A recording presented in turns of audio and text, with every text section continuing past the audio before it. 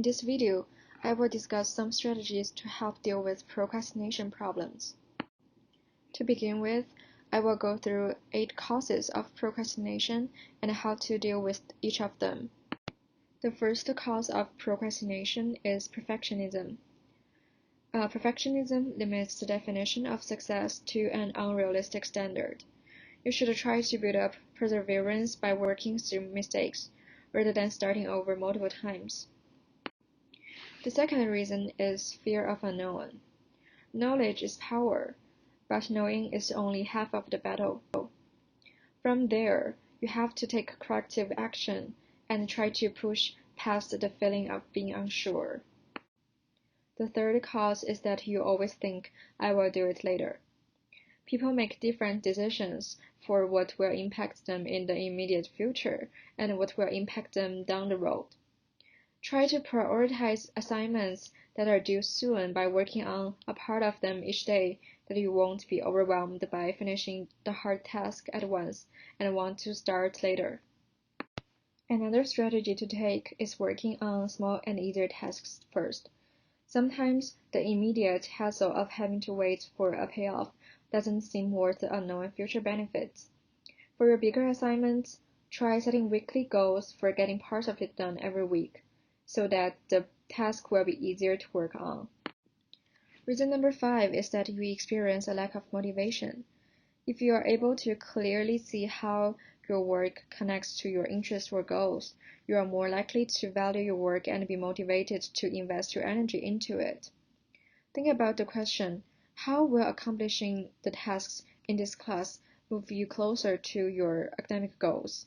If you can find the answer, you should be able to find how to motivate yourself better. Another reason is that you are unclear about how to get started.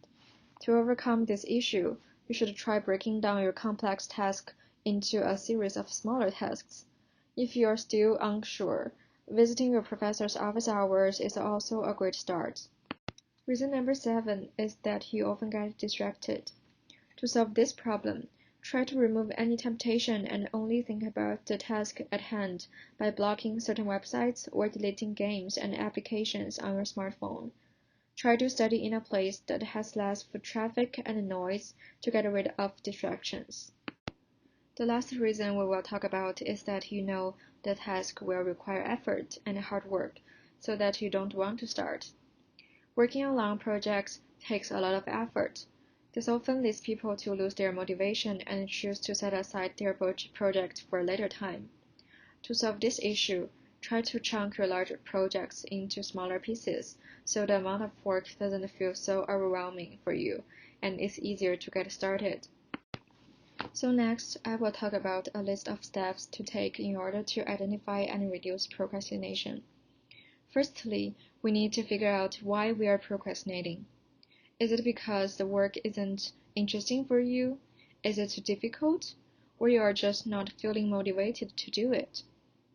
If the task doesn't interest you, try to find a way to reward yourself and encourage you to work through it.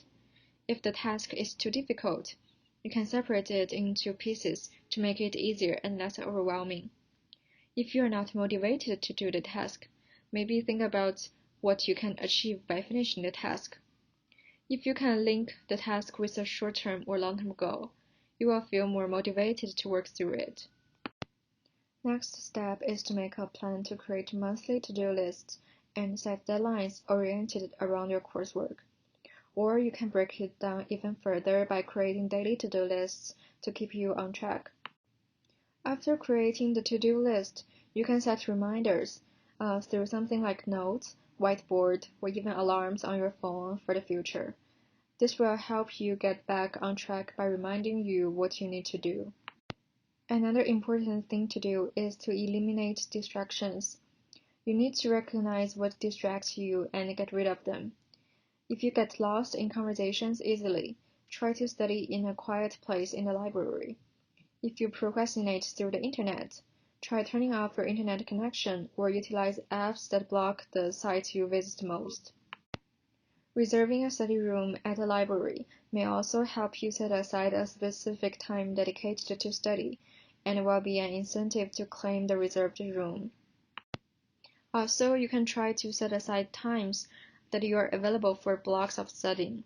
Even if you don't reserve a study room, block off the time each day that you will use to work on your schoolwork will also be helpful for reduced procrastination.